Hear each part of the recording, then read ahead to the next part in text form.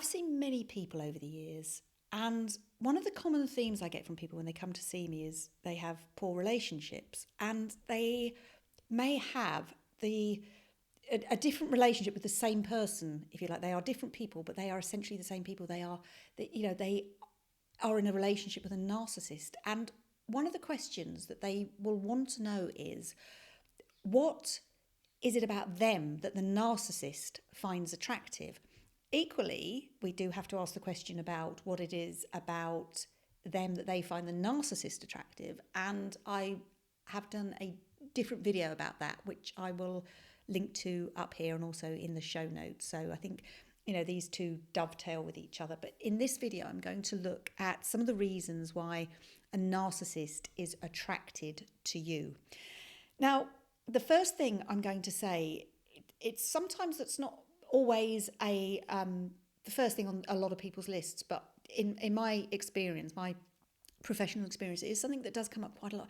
Narcissists, or some narcissists, like sport. They like the idea of having somebody that may be independent of mind, a free spirit. They're not beholden to anyone, and they like to get at that person. They like to break them. They get their jollies, if you like, from seeing that person become lack of esteem and confidence. And then they use them up and they get their supply, and that's what narcissists are after all the time in one way or another.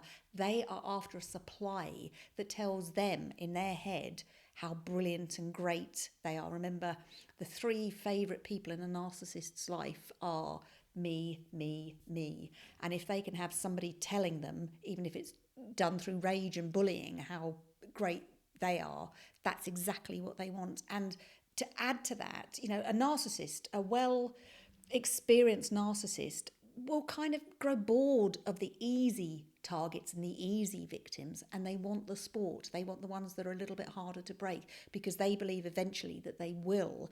And when they do, that just really puffs their ego up even more. So sport is one of the reasons. They will see you, they will often pick on people that have low self-esteem and low confidence themselves, because you're an easy target. You're not sure about yourself, and if you've got this somebody that comes along, you can actually see it, how I'm trying to sort of portray it to you in my shoulders. A weak person, lack of self-esteem, not weak as in a bad thing, but somebody that just doesn't think greatly about themselves. And a narcissist will come along and start telling them exactly what they want to hear at that moment, until you're in the relationship with them, and then they've got you exactly where they believe that they want you. So they will look for somebody that is controllable, that has a lack of self-esteem, a lack of self-worth, believing that it's often through their own or your past experiences that you end up this person that makes you so attractive to a narcissist. They will very specifically pick the people that they have relationships with. We're talking about romantic relationships, friendship relationships, work relationships. The latter two are easier to get yourself out of, unless the first one. And they will very specifically pick their targets. And I've used sort of like military and war language in the past, and I don't make any excuse for it, because a narcissist will see you as something that gives them what they want, their supply, and they will, see you as their prey, and they will go after you. It doesn't always work, of course. You will have narcissists that misread somebody or misreads a situation, and that relationship is over with very, very quickly, because they're clearly not going to get what they want in the first place. They can be attracted to your money and your status. Again, this is not uncommon for narcissists to, they are quite lazy individuals, and if somebody else can go out and do the work or bring up the children or keep the house or whatever it is, if somebody else can do that, then they don't have to. And yeah, that's great. You just keep doing that. That's exactly what I want you to do. And if you're likely to do that because your work ethic is, higher, greater, more established, they'll find that very attractive. Getting you into a codependency with them, getting you to believe that you can't survive without them, and they'll tell you that they can't survive without you, which is just rubbish, because you are just one of many to a narcissist in a relationship. They enjoy that. They enjoy in getting all that up and running and going with it until to the point they get bored or they've used you for all you're worth. Many a time I've had somebody that, they were financially solvent, everything was fine, and then they get into a relationship with a narcissist and suddenly they're in debt. And, I didn't realise it. She was putting all the credit cards and the loans in both of our names, and she's skipped town and they can't find her. But because I still live in the house that we've got the mortgage on that I'm paying both halves to, I'm the one that's suddenly liable. And that happens over and over again. And another thing, if they believe something echoed from you, which they'll get in the first place, when they're doing their love bombing stage, you're the greatest person in the world. Oh, please, nobody understands me but you. In that, often in those first cases, you might get we're so lucky to have each other. And what they're really saying is, actually, I picked you. I know exactly what I'm doing when I went after you. You are so lucky to have me. Do you realise how lucky you are to have me? And it becomes a little bit, hidden and a little bit more subtle to begin with. But believe me, this soon comes out.